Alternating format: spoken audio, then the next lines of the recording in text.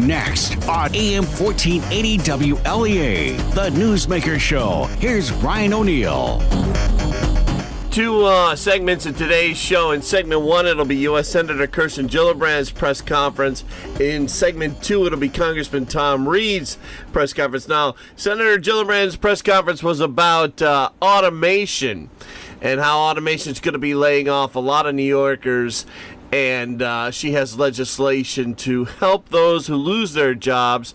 Let's start out with Senator Gillibrand's opening remarks. Thank you all for joining me. New York State has the best workforce in the country, but a lot of communities in our state are still struggling to get by, and we've had to fight very hard to keep jobs here in New York where they belong. We're doing everything we can to bring back jobs from overseas. We're working with our allies and our partners to fix our outdated trade agreements. But today I want to talk about another threat to our economy, and that's already causing anxiety for workers and their families all across our state, and that's automation. A new report just came out about how automation is going to change our workforce. And it said that 1.2 million New Yorkers have jobs that are at risk of being taken over in some way by automation. The report made it clear that New York is better positioned for this change than a lot of other states. But 1.2 million workers is still a massive part of our economy. And low and middle income workers are expected to be hit the hardest. So we need to be prepared, and this is what I believe we should do. I believe that Congress has a responsibility to make sure that none of our workers are left stranded when they lose a job due to automation. We have a responsibility to make sure that if someone in our state loses their job because of automation, they land on their feet. We're not going to leave anybody behind. So I'm very proud to announce that there's new legislation that I'm fighting to pass in the Senate. It's called the TAA for Automation Act. And it would expand the Trade Adjustment Assistance Program, or TAA. That's the program that makes sure workers are protected when they lose their jobs because of outsourcing. It would expand TAA so that the program also protects workers who lose their jobs because of automation. This is important, and it's an important change in the program because our existing safety net just isn't equipped to deal with automation, and workers who lose their jobs to automation deserve all the same opportunities to get back on their feet as workers whose jobs are shipped overseas. We have to recognize that automation is only going to increase in our state, our industries, and in many people's lives. And we have to be ready to defend and protect our workers when it happens. So I encourage all of you to keep raising your voices about this issue. Keep speaking out and telling your stories, and demand that your local elected representatives are taking these changes to our economy seriously. The only way anything ever changes in Washington is when regular people stand up and demand it. So don't give up. I will be standing with you and our workers every step of the way. Thank you, and I'm now happy to take your questions. The presenter has allowed participants to unmute themselves. You can now unmute yourself by pressing #5. With on-topic questions, please. If you have a question for the senator... I'm wondering how much of an impact you see automation making to the northern part of the state, where it's a lot of it is agricultural economy with some manufacturing. So automation can affect agriculture and result in less workers needing. An obvious example is just dairy. If you actually put in milking technology, you don't need workers to milk the cows. But it's going to impact manufacturing the most. And there is manufacturing in the North Country. So the truth is it could really impact the North Country. And I think the number, globally is it's something like 50 million people are going to be affected. It's not an insignificant number for our country. So if there's 1 million jobs out of New York alone, it's definitely going to affect the North Country. Okay. Yeah, and I broke it down by region. It's 15% of the jobs in the North Country could be affected by automation. Hey, Senator, this is Shane Goldmacher of the New York Times.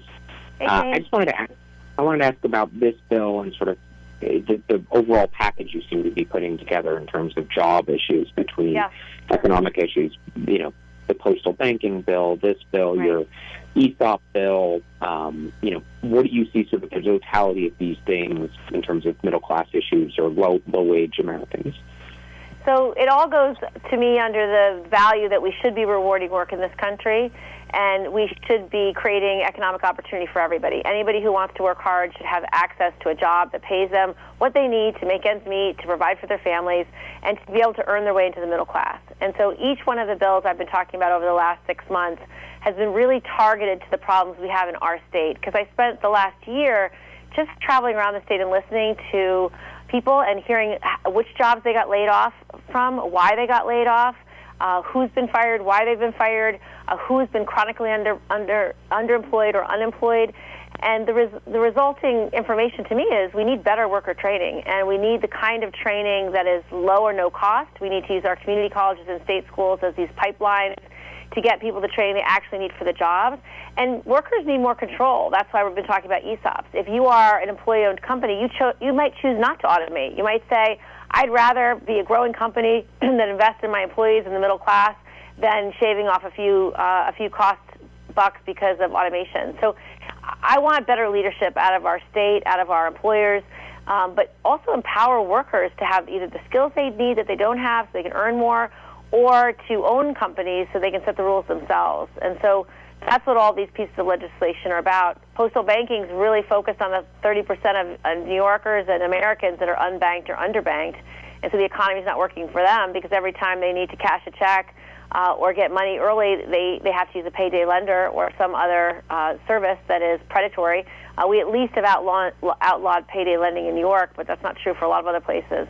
But we still have predatory practices. If you want to send money to a family member far away, they might charge you 30% of that money just to have the benefit of sending it. So that's what all these are in response to, just the real needs we have in our state that are really troubling for a lot of families. And they don't feel anybody's been fighting for them. And so this is one of the many ideas that I think is important to actually try to pass. How much of this, this is Shane with a follow-up, how much of this is sort of a response from your view to so many of those types of voters ending up supporting President Trump in 2016, the people who feel like they've tried and the economy hasn't worked for them? So I certainly never ask people who they vote for, but I can tell you these stories of economic insecurity come from every part of our state. It's not just upstate, it's not just rural areas, it's also Long Island, it's also New York City, it's also in the boroughs. And so they're just stories of real economic stress and anxiety and lack of security for the future. And so these are the kind of ideas that I think can help everyone, but they're informed by real-life examples, and that's why they're very specific. And ones that I think we haven't worked hard enough trying to pass over the last decade, and that we really need to start passing now. Because automation, for example, has been happening for at least 10 years, but it's going to continue to exponentially increase, and so we need to be ready. Does anybody else have an on-topic question? It's the Newsmaker Show. I'm Brian O'Neill, and we have Senator Gillibrand's presser in segment 1, Congressman Reed's press call in segment 2. The next question came from us here at WLEA. The legislation, is it specific to manufacturing? Is there anything in the legislation about, maybe like the effects of self-driving cars? Yeah, it covers any automation. So, we've heard the reports about the number of truck drivers who are going to lose their job in the next 10 years because of the threat of driverless cars, and so this would be available to them. Same kind of training, same kind of money. And the bill is pretty wide-ranging. You can not only have training for a new job, but you could have income support if your unemployment runs out. You can have a job search allowance so that you can have the money you need to get to interviews, and you can have relocation expenses paid if you do get a job but it's not in your town and not in 100 miles of where you live. Thank you. Welcome. Hi, Senator. Mac Rosenberg from WCBS Radio in New York City. I was wondering if you could kind of speak to the impact that automation might have on jobs in the city and surrounding area, Hudson Valley, Long Island. Yeah, do you have the stats? What? 10%. In 454,000 jobs. Where? So in New York City, it could affect about 10% of jobs, and that's 454,000 jobs. So it's a huge impact in the city, too. It affects everybody. Back to the earlier question, most of these challenges on the economy affect everybody regardless of where you live. There might be a perception that it only affects rural America, but it's pretty universal. All right, does anybody have another on-topic question? Yes, Senator, it's Emily Ngo from Newsday. How are you? Hi. If you could remind us, please, where and why you support the federal jobs guarantee, and what you think the political viability of such a policy is. So one of the reasons why I really want to talk about full employment is because when you're declaring victory that unemployment's at 4%, you're declaring victory over a lot of failure too, because real unemployment is probably 8, 9, 10%. If you are a young veteran, we'll speak to Long Island specifically, young veterans still have a close to 20% unemployment rate. If you're talking about the 5 boroughs, young African-American men have a much higher unemployment rate as well. So there's whole groups of people throughout our state who are left behind by these perceived to be successful numbers. And my view, really moral perspective, is anybody who wants to work hard should have the ability to do that. If you want to be working hard and earn your way into the middle class, I should be doing more as your senator and as the federal government to make sure that you can get whatever training you need and whatever opportunity you need to be working full-time to provide for your families. That's what the American dream is about. It's always about that you should be able to work hard to provide for your family, pull yourself up by your own bootstraps, and earn your way into the middle class. That's the American dream, and it should be available to everyone. So that's why I would create a proposal about full employment that does the job training, the same kind of thing this bill is doing, for anybody underemployed or unemployed, and then create public service opportunities to get you into your first job. And then hopefully you take that skills and can get a pay raise and get a private sector job as soon as you can. But it gives you the skills training, the on-the-job training, using existing structures that are working, like apprenticeship programs, like the various not-for-profits that are doing it, like hospitals and healthcare that have trainee programs. All of that you can use, but getting anybody who wants to be fully employed is the goal. You'll have more taxpayers, and you'll have more payments into things like Social Security, which help people when they're old. All right. Does anybody have any off-topic questions? Or older, since Josh Martin from 12 News. Sorry. Does anybody have any off-topic questions for the senator? This is Abe Kenmore from the Times again. I had a follow-up on-topic question. Go ahead. That was okay. It seems like the TAA is already kind of a punching bag for being underfunded or not being very effective. Would this proposal come with additional funding or expanded resources for the TAA as well? Yeah, and would we scored what we want to add to it? Yeah, we don't have a score yet, but yes, we want to add to the program and expand the uses for those funds so that it's more effective. Okay, and when might a score be available? When do we get a score? Have we submitted it to score? Yeah, we've submitted it, so we just have to wait our turn. Okay, thank you. And just to correct the number, it's an estimated 73 million jobs across the country could be at risk due to automation over the next 12 years. That's your stat, and that's 1.2 million jobs in New York State alone. Senator? Yes. Jim Gagliardi, WGY News in Albany. Hi.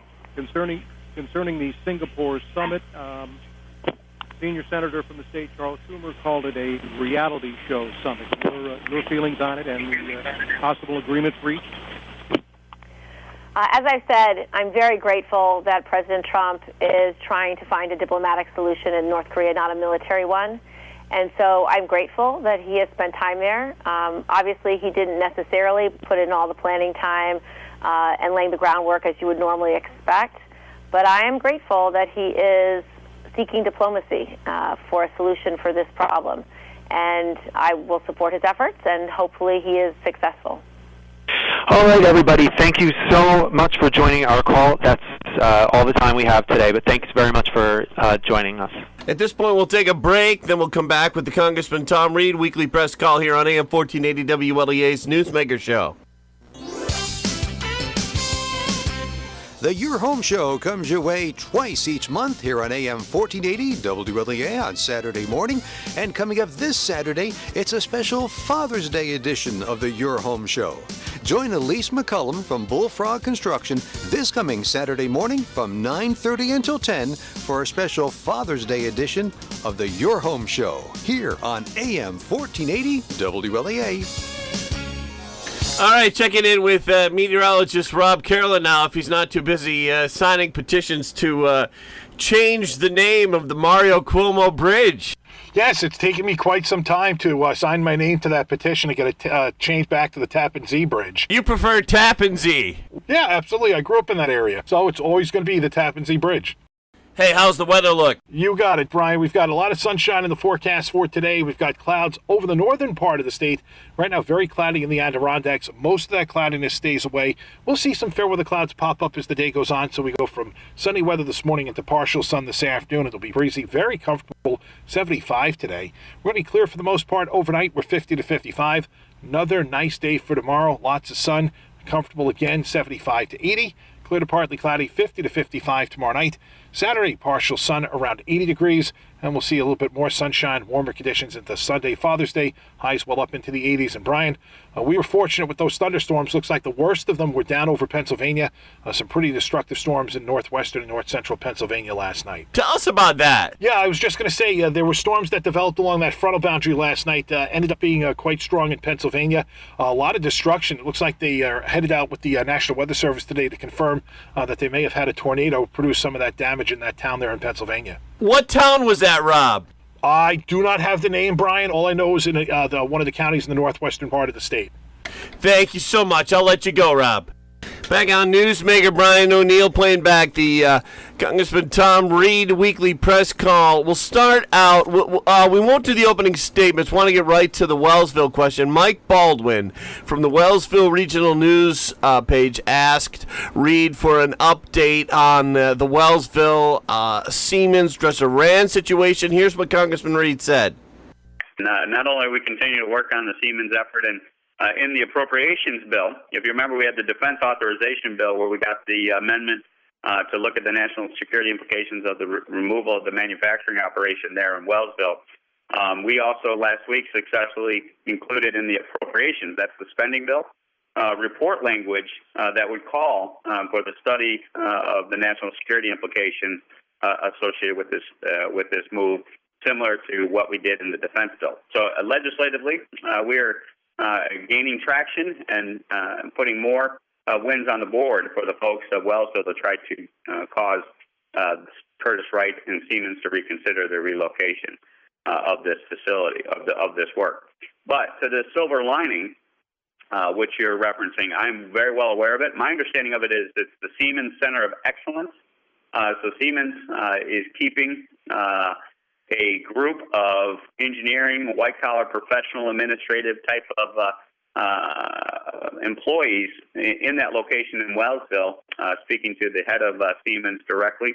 And that would be what they call a center of excellence, I believe, off the top of my head, of those folks that provide services across all spectrums of the Siemens family. And that job number is anywhere from 70 to 100. Approximately. So your source is accurate, and that is obviously a positive indication or a sign that there's going to be still activity located there in Wellsville. But I am continuing to work, and I'm glad to see the Senate partners working with us to try to make sure that we keep as many of those manufacturing jobs there in our backyard going forward. Tom, Dave Raleigh. Hey, Dave. Okay, we're with you, Dave. We're here.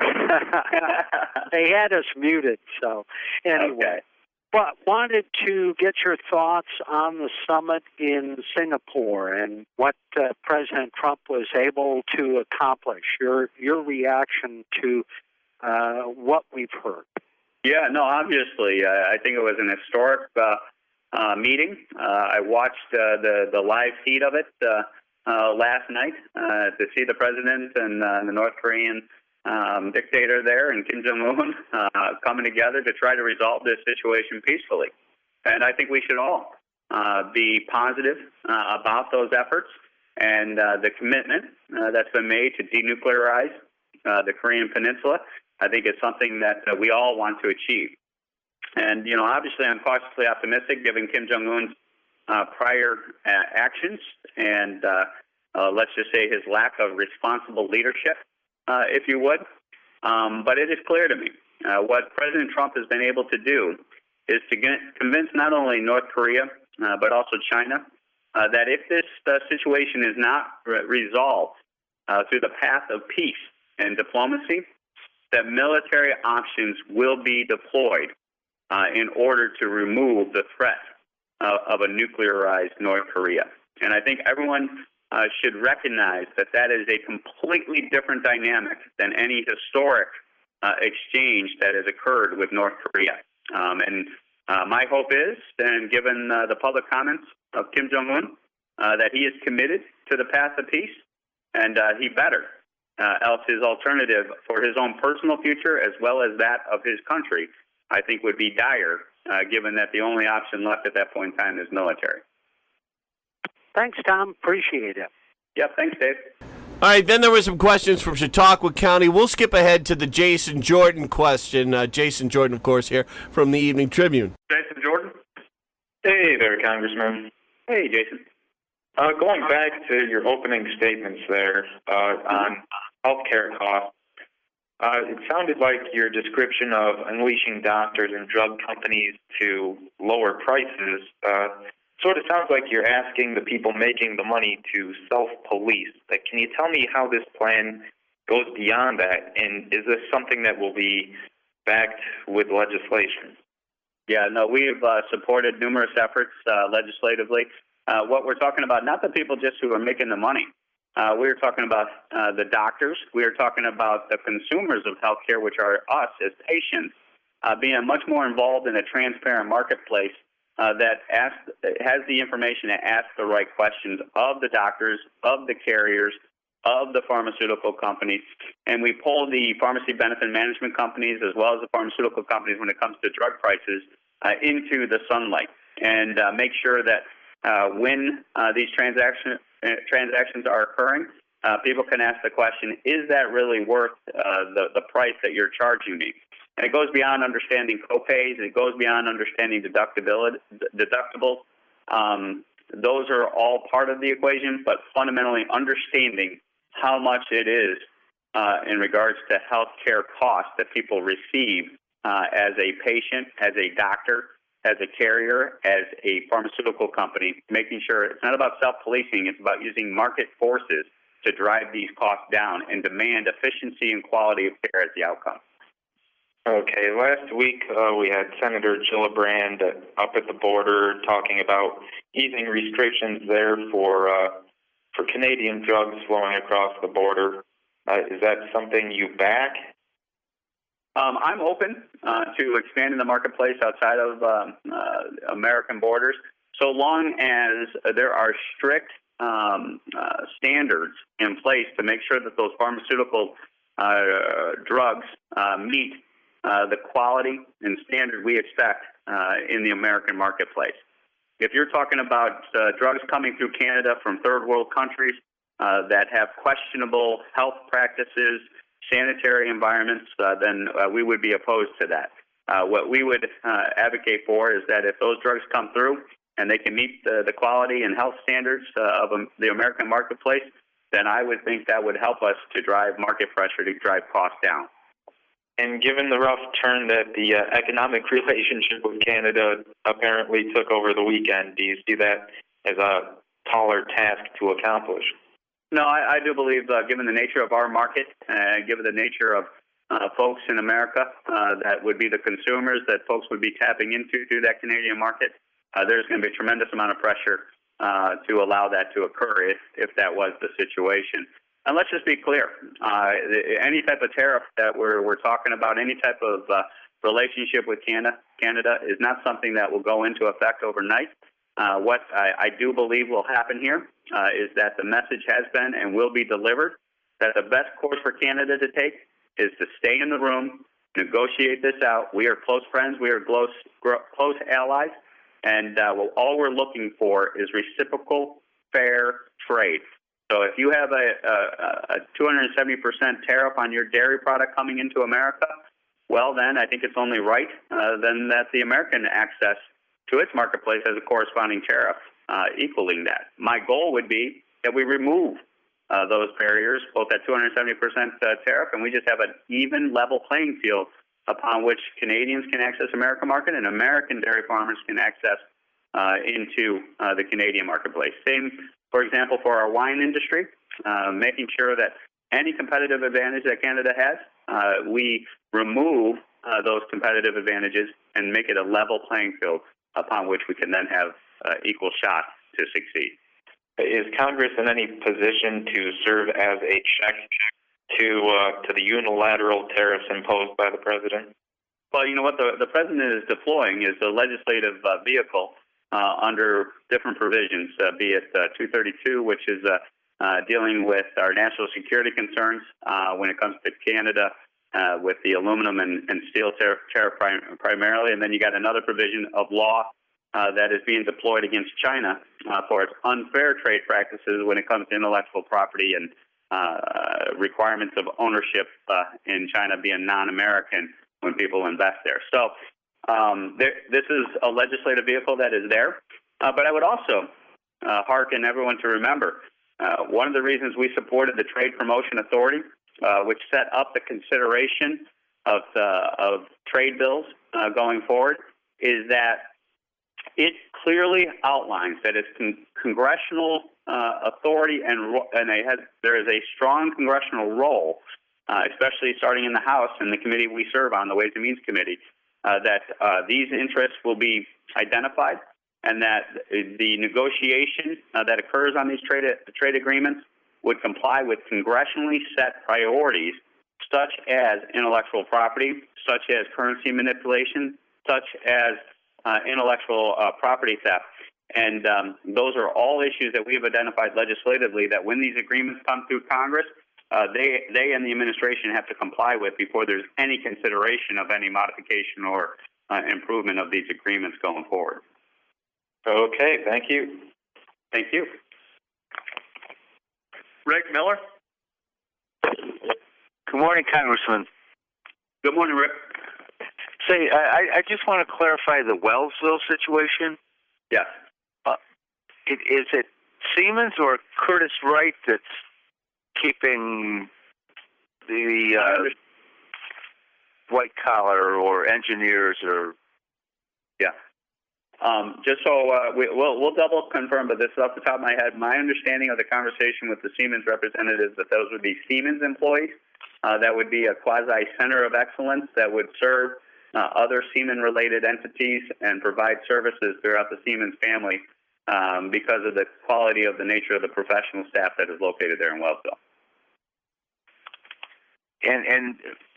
And these jobs wouldn't be among the ones that they were going to bring into the WLEA Center of Excellence. Correct. Separate entity, separate operation is my understanding of the situation. Okay, thanks very much. Yeah, thanks. But we'll double check that. We'll make sure we check with Siemens, and maybe there was some misinterpretation there. But I just want to that's my understanding of it. Direct conversations I've had with representatives of Siemens. Any other developments in that situation in the last week, Congressman? Yeah.